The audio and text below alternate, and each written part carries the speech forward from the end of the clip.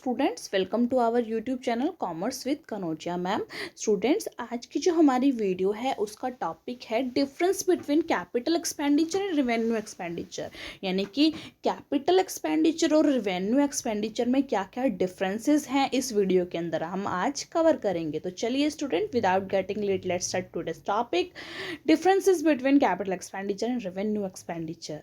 तो first of all difference का base करेंगे, फिर कैपिटल एक्सपेंडिचर के बारे में, फिर रेवेन्यू एक्सपेंडिचर के बारे में। तो देखिए, एक्विजिशन ऑफ एसेट यानी कि कैपिटल एक्सपेंडिचर जो है वो किसी फिक्स्ड एसेट्स को अक्वायर करने के लिए किया जाता है। यानी कैपिटल एक्सपेंडिचर नाम से ही, कैपिटल मतलब बहुत भारी कैपिटल जिसके अंदर लगाई जाती है, मतलब बड़ा खर्चा। एक्सपेंडिचर खर्चा, बड़ा सारा खर्चा किस चीज़ के लिए करेंगे? बड़ा सारा खर्चा हम फिक्स्ड एसेट को खरीदने के लिए, किसी भी कोई बिजनेस की पूरी हमें अगर फॉर्म खरीदनी है, कोई बड़ी मशीनरी खरीदनी है, तो हम कैपिटल एक्सपेंडिचर करेंगे। जबकि रेवेन्यू एक्सपेंडिचर क्या होता है? रेवेन्यू होता है जो डे टू डे एक्सपेंसेस होते हैं, डे टू डे जो ऑपरेटिव खर्चे होते हैं, ऑपरेटिव एक्टिविटीज़ होती है, उनके लिए जो खर्चा किया जाता है। जो day to day manufacturing activities, operative activities होती है, उनके लिए जो खर्चा किया जाता है वो रेवेन्यू एक्सपेंडिचर कहलाता है। यानी मान लो एक मैन्युफैक्चरिंग फर्म है, वो कोई चीज़ मैन्युफैक्चर कर रही है, तो उस मैन्युफैक्चरिंग के लिए जो डे टू डे खर्चा होता है ना, वो रेवेन्यू एक्सपेंडिचर कहलाता है। इसमें कोई फिक्स्ड एसेट नहीं खरीदते हम। फिक्स्ड एसेट खरीदने के लिए तो बड़ा सारा अमाउंट लगता है, उसको हम कैपिटल एक्सपेंडिचर कहते हैं। और जो जो डे टू डे एक्सपेंसेस होते हैं, बिजनेस के ऑपरेशन को चलाने के लिए जो खर्चा होता है डे टू डे, वो रेवेन्यू एक्सपेंडिचर कहलाता है। इसको करंट एसेट को अक्वायर करने के लिए किया जाता है, ना कि जो फिक्स्ड एसेट को अक्वायर करने के लिए किया जाता है। फिक्स्ड एसेट को अक्वायर करने के लिए कैपिटल एक्सपेंडिचर किया जाता है, और करंट एसेट को अक्वायर करने के लिए रेवेन्यू एक्सपेंडिचर किया जाता है। ठीक है। earning capacity, it result in improving the earning capacity of fixed asset. Example, overhauling the machinery for improving the business by increasing the earning capacity of machinery। यानी कि जो कैपिटल एक्सपेंडिचर है ना, वो अर्निंग कैपेसिटी को बढ़ाने के लिए किया जाता है। जैसे कि कोई मशीनरी है, मशीनरी का बड़ा पार्ट है, उसको हमने जो थोड़ा सा ख़राब हो गया था, या फिर मशीनरी का ख़राब नहीं हो गया था, हमें मशीनरी की पावर और बढ़ानी है, तो उसके साथ में एक और जनरेटिंग मशीन ऐड कर देंगे हम, तो क्या होगा? उसमें बड़ा सारा खर्चा होगा, कैपिटल एक्सपेंडिचर होगा। अगर हमें अर्निंग कैपेसिटी बढ़ानी है तो कैपिटल एक्सपेंडिचर करना पड़ेगा। इट रिजल्ट, और रेवेन्यू एक्सपेंडिचर में it results in maintenance of business. इसमें क्या होगा? बिजनेस को, जो normally day to day business है, उसको चलाए रखने के लिए जो खर्चा होता है वो रेवेन्यू एक्सपेंडिचर से होता है। इससे अर्निंग कैपेसिटी बढ़ती नहीं है, बस जो बिजनेस है वो मेंटेन रहता है।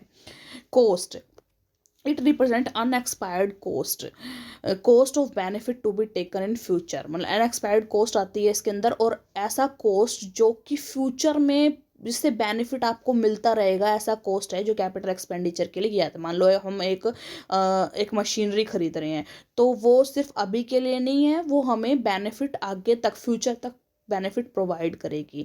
और इट रिप्रेजेंट एक्सपायर्ड कोस्ट, और जो रेवेन्यू एक्सपेंडिचर है वो expired cost, benefit of cost has been taken, जिसका बेनिफिट हम ले चुके होते हैं, उसके लिए हम खर्चा कर चुके होते हैं। फ्यूचर के लिए नहीं होता ये, फ्यूचर के लिए होता है, ये फ्यूचर ओरिएंटेड होता है, ये सिर्फ अभी के लिए जो हो रहा है वो होता है। और expenditure, it is non recurring expenditure, इस इज रैकरिंग एक्सपेंडिचर। ठीक है। आगे है charge, the benefit of such expenditure will be for more than 1 year. देखिए, चार्ज यानी कि अगर आप कैपिटल एक्सपेंडिचर लगाते हैं, यानी बड़ा सारा अमाउंट खर्चा करते हैं, तो वो 1 साल से ज़्यादा के लिए होता है। ठीक है। और द बेनिफिट सच, और जो रेवेन्यू एक्सपेंडिचर है वो एक ड्यूरिंग द ईयर, मतलब 1 साल तक के लिए जो है वो उसका खर्चा किया जाता है। और जो ये किस में चार्ज होता है? Trading and profit and loss account में। और जो बड़ा खर्चा होता है कैपिटल एक्सपेंडिचर, वो बैलेंस शीट में शो होता है।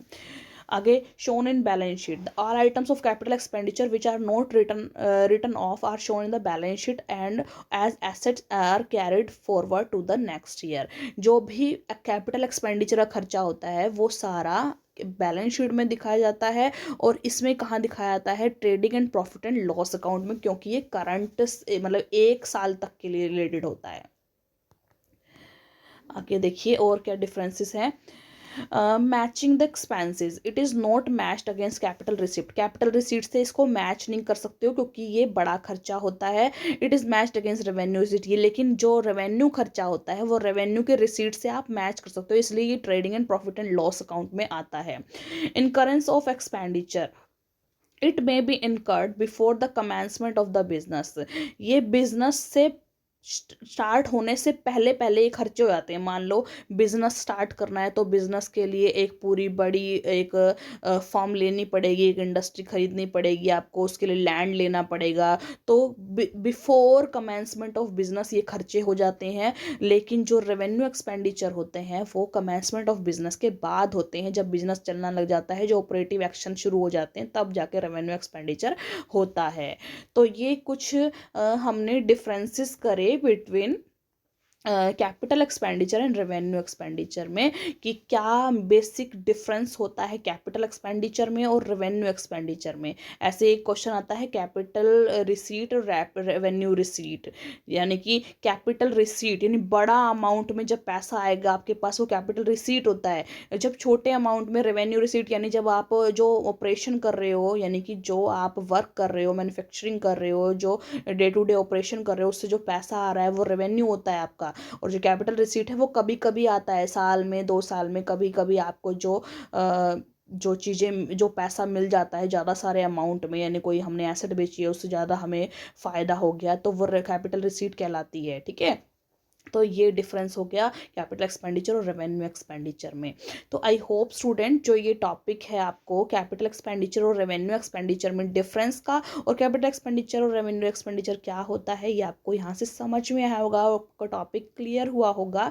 तो अगर आपका टॉपिक यहाँ से क्लियर हुआ हो, आपको समझ में आया हो difference between capital expenditure and revenue expenditure, तो प्लीज़ मेरी वीडियो को लाइक कीजिए, शेयर कीजिए, कमेंट्स कीजिए और ज़्यादा से ज़्यादा मेरे चैनल को सब्सक्राइब कीजिए Commerce with Kanoja ma'am, and don't forget to hit the bell icon for the further notification of my videos. Thank you students.